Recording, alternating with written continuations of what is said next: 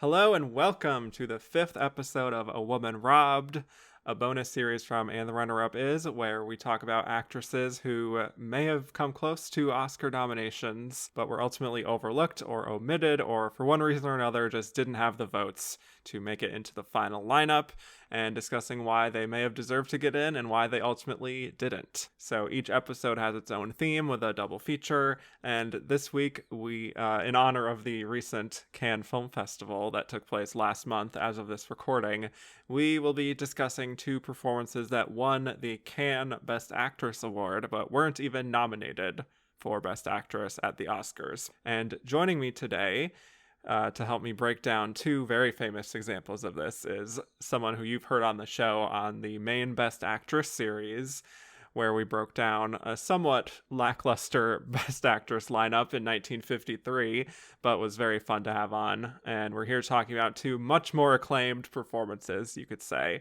Welcome back, Eoin Daly. Yes, thank you for having me back. It's great to join this A Woman Rob series. I've been really enjoying listening to the episodes so far. It's been honestly a lot of fun. hmm So I really appreciate you being here. I also know that you recently attended Cannes. If you want to talk about that at all, I would love to know how that experience was for you. Yeah, it was my fourth year attending the festival, only for a limited 3 day to it, but it was a very good festival this year, I must say, of all the films that I saw, and definitely a lot of actress potential that I was able to see that I hope the women that I have seen don't replicate the two women that we're going to talk about today. Yes, from what I can tell, it seems like a very actress-friendly year.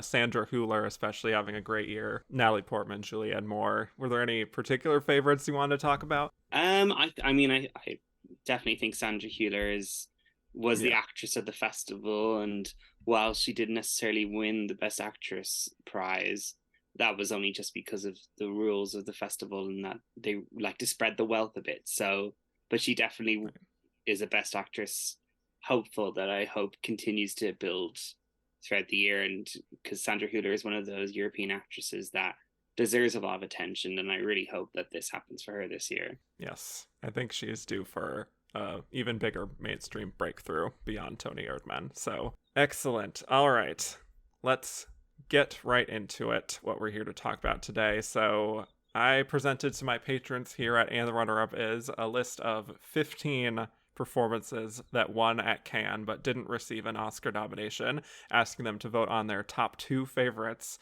I know that was difficult for some patrons because there's truly so many great ones there.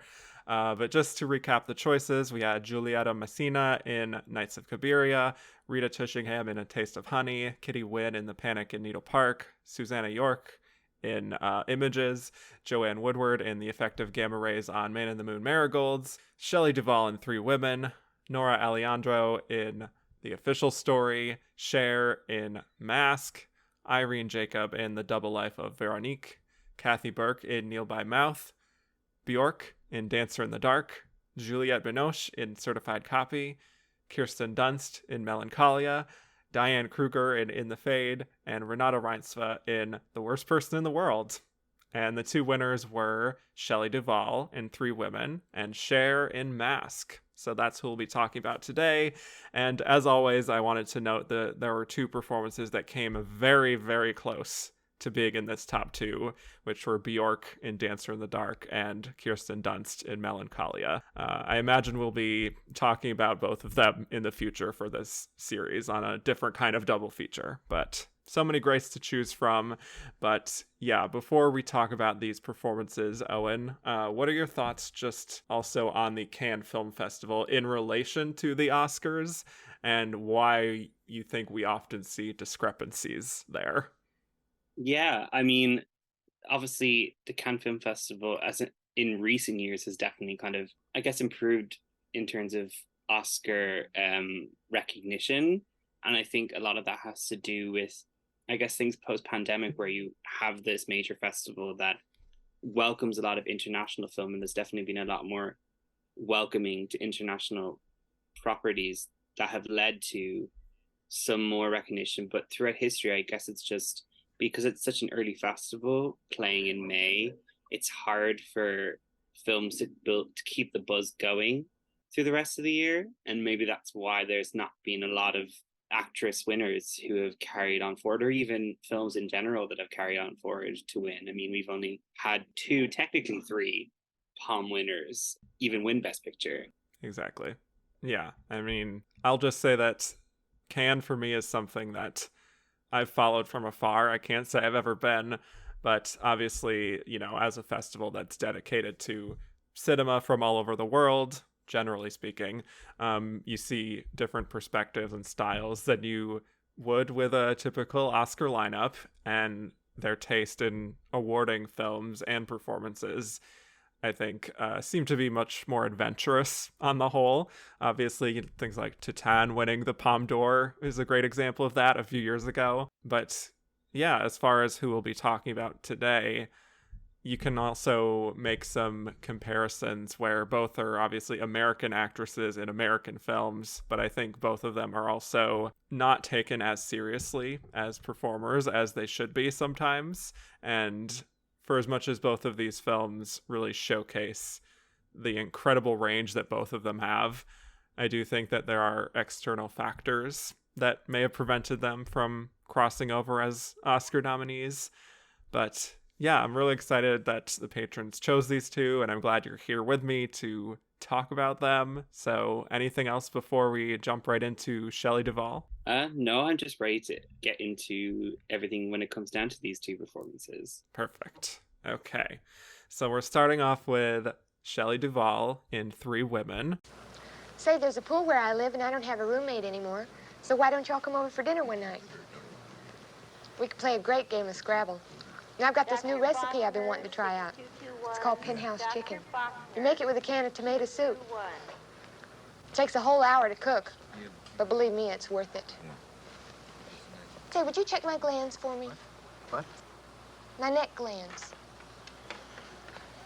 They've really been swollen all week. Mrs. Marshall, 6464. Mrs. Are you sure? Marshall. I've really been feeling sluggish a lot lately. I'm so thrilled that we get to talk about Shelley Duvall, since we won't be able to on the main Best Actress series because she was never nominated, just like Myrna Loy and Marilyn Monroe, who we've talked about on other Woman Robs. But Shelley Duvall really led such a fascinating career.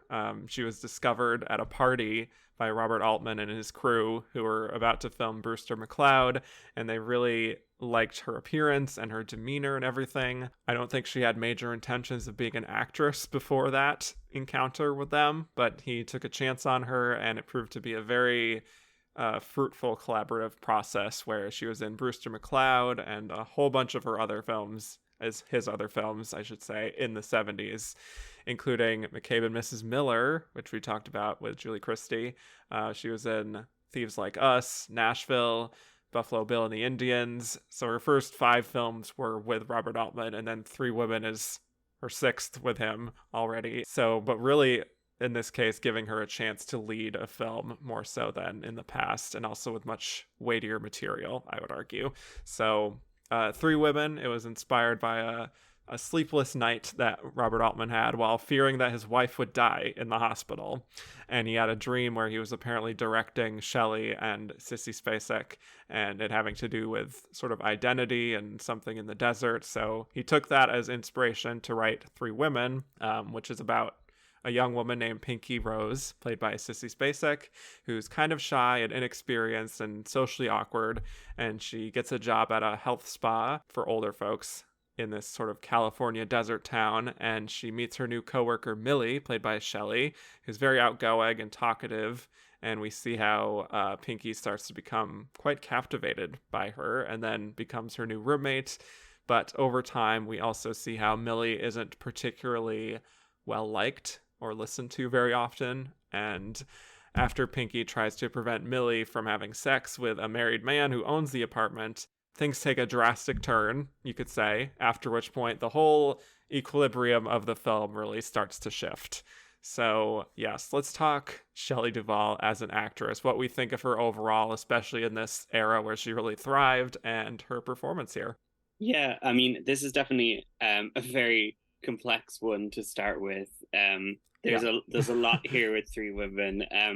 In terms of Shelley Duvall, I mean, I really enjoy her odd energy that she brings to a lot of things. I mean, you mentioned something like Nashville, which there are so many incredible actresses in that film that it's hard to kind of call out anyone as an MVP, but I think Duvall is definitely doing a lot of interesting things in that film and really gives into everything that Altman expects of her, and her sort of, I guess, being rewarded with this film 2 years later is such an exciting thing. And she just really invests in the character from the very beginning, that you just know that Shelley knows who this person is, even if the film kind of plays with your expectation about what's going to happen next, because obviously it being inspired by a dream that Altman had, it plays in that universe of dream and sort of unknowingness, and sort of your expectations of what's going to happen next are never really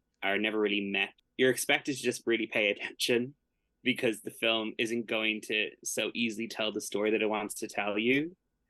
But I think Duvall and her strength in her character work especially really keeps you invested throughout. Yeah, I completely agree, including with what you said at the beginning, which is that Three Women is such like an endlessly fascinating film for me for so many reasons that go beyond even the limits of this discussion being about Shelley's performance. I think it's a film that you can sort of look at on a surface level and appreciate the sort of psychological tensions and everything going on there, and this depiction of female relationships and friendships, and the sort of dreamy aesthetic is amazing, and I love all of that. But then you can also peel it back and see the kind of dream logic and the metaphor that he's working with here and what it all represents. The title being Three Women, you know, it's not just about Millie and Pinky, but also the apartment owner's wife, Willie, and what they all kind of represent about womanhood and their connection to each other.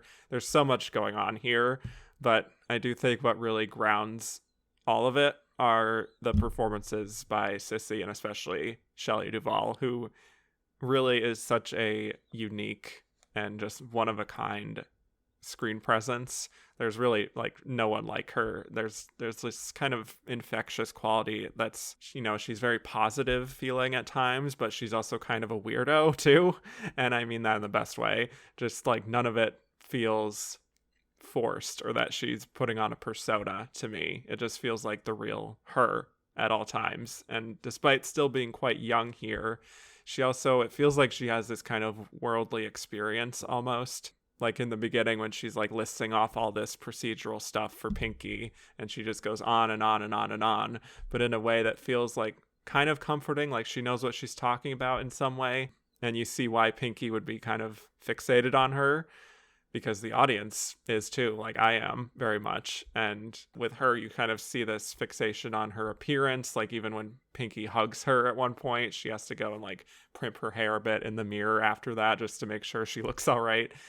And yeah, how she kind of thrives off of being like an extrovert and that sort of dazzling person that is to be admired, sort of like a, you know, Jude Law in Talented Mr. Ripley, or a Cate Blanchett in Carol. Like she enjoys being that object of affection, even if very few people in her life are actually showing her that outside of Pinky. Yeah, the film, I mean, the film sort of instantly wants you to fall in love with her, because you open the film through the perspective of the Pinky character. But even as the film reveals more into sort of how much the Millie character isn't as beloved as Pinky thinks that she should be, you still really love watching Shelley because of how I agree, she does kind of have that awkwardness, but there's something so cool about her as well, where I feel like if any actress sort of defines this era of film, I think Shelley, she's such a atypical 70s actress for me, where she can be both like neurotic but also really cool and chill at the same time. And I think this film features a lot of that. I mean, the first like clue to who Millie truly is when you find her leaving her work establishment and talking a mile a minute to her two co-workers who aren't listening to her at all, who are more invested in their own lives. It's such an odd little moment, but then it sort of makes sense as the film progresses, because that's just a lot of how Millie is. And while it gets a lot more upsetting later, it starts off quite comically here, because she's just sort of saying these things that are very outlandish, and the two people in front of her are just not listening to her at all. But you can hear everything because Altman is having you still peer through the perspective of Pinky to kind of be like, wow, this person's great. Yeah, and like she seems like she has it all together, even if she doesn't have many people in her life. We should also mention that, as was often the case with Altman, there was quite a bit of improvisation, where Shelley and Sissy were really allowed to build on their characters. There was also a quote that I read from Sissy Spacek where she said that Shelley really connected with the material on a very deep level, even more so than Sissy did, and how like Shelley thought it was about the id and the ego and the super ego of someone's psychology. And you can really, I feel like, sense that she just naturally feels a kinship with this material on some level. You can sense that she's thought about how she carries herself and the ways of the world, essentially. Even for how young she is, she seems like she has a really strong sense of it and has such strong natural instincts, especially for someone who didn't even want to be an actress and is now on her 6th film and seems like she has been doing it all her life, So I feel like even if, Robert Altman isn't necessarily writing everything out for her, she just naturally picks up on so much of who this character should be, who's like this person between, the childish, teenage, awkward quality of Pinky, but then also the more world-weary kind of like, horrified almost into silence version, which is Willie. So, yeah, I don't know. I just feel like she really nails that in-between factor. Yeah, no, I think that's a really good point that you made. And I hadn't necessarily thought of it that much, because while the film is entitled Three Women, it's majorly about sort of the two women of Pinky and Millie. But even on this occasion, while I was trying to pay the most attention to Shelley, I definitely was noticing the third woman, and how her presence is throughout, even up until the very ending. So I think that that's a really good point that you've made. I can't necessarily build upon it. Yeah. Another super small moment, which I think is maybe more of a credit to Altman, but I just did want to pinpoint it, is when Millie sees one of her neighbors from another apartment and she's asking him, like, how's your cold? And he just coughs kind of lightly and just keeps walking. And you realize it's like, oh, she's not very liked, and he's clearly like faking this cold to get out of talking to her. And she even says after that, like, oh, I won't go out with him until he gets over that cold, which is obviously this total lie, but it's like this coping mechanism that I feel like she's able to convey to the audience, even if maybe that's not perceptible to Pinky.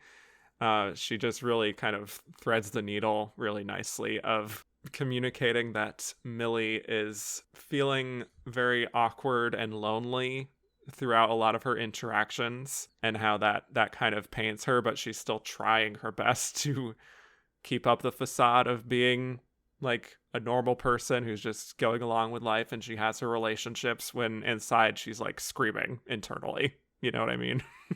Mm-hmm. Yeah, no, there are so many versions of that sort of interaction where she has with people outside of her relationship with Pinky. You think of the scene by the pool with the group of people where Millie so confidently with Pinky is like, let's go down and swim. It's nighttime. And then so quickly sort of turns when everyone sitting at the table does not want to swim because it's like late at night. And Shelley just really plays those moments if I were in those moments, I would feel embarrassed and sort of like crawl into myself. She manages to play those moments so confidently still, because whether she's oblivious to how she's being reacted to in the world, Shelley just sort of moves in her own way that I don't think any other person in film really could. And that's why I think this character just really is such an amazing choice for Shelley to play. And with Altman being the genius he is, it's great that he dreamt up this project for Shelley Duvall, because she truly deserved a role of this magnitude from him based on all the previous work that she'd done with him. Yeah, completely. And I completely agree that I can't even imagine what another person would bring to this role. Like, truly anyone else. I just feel like it would be different. Something about the frequency that Shelley is operating on. I don't know if anyone else could have reached that. And I do just love all of the creeping tension that we get in the film, even if it's against, like, you know, a lot of that is the music that's kind of putting this menacing tone on what is usually just like mundane conversations, which is a great sort of dissonant effect. And we see that creeping sort of tension when she's kind of scolding Pinky for leaving her shoes lying around, or like the milk being out of the fridge. And you just see how quickly she's able to turn on a dime and just take out all of her own insecurities about not fitting in on Pinky. And same thing when, like, they're planning the party. I think it's just like the juxtaposition for me of her voice, which is kind of like airy in a way and like buoyant and fun, and also her very pushy personality that creates this sort of disarming effect that is kind of unnerving. Like, you don't want to be on her bad side necessarily. And then when she really kind of snaps at her about how, like, she's no fun and she doesn't smoke, she doesn't drink, and now she's judging Millie for sleeping with, you know, Edgar, who owns the apartments, we see Millie really let her have it, and it's scary, but it's also kind of mesmerizing at the same time, you know? Yeah, no, absolutely. The fact that Duvall can so easily turn it like the flip of a coin is really impressive, because she does outwardly have that sort of innocent look with her giant eyes and her very gaunt face, but the fact that she can so easily turn it into not a malicious attack, but more so a malicious attack on Pinky, and sort of picking on her because of how meek she's presented towards the beginning of the film is quite captivating to see. And definitely I would not want to be on the warpath of Shelley Duvall, Millie, or even Shelley Duvall herself. Because That's true. As much as I know about Shelley Duvall as a person, I can definitely see tones of herself in this character. Not to say that she's playing herself, but just with my sort of common knowledge of Shelley, a lot of this, I can understand why there was a deep connection between her and this role. Thank you for listening to this preview of A Woman Robbed, a bonus series from And the Runner-Up Is. If you liked what you heard and want to hear more, please go to patreon.com/andtherunnerupis and become a patron. Only $3 a month will get you access to bonus episodes and early access to regular episodes. Thank you so much for your consideration.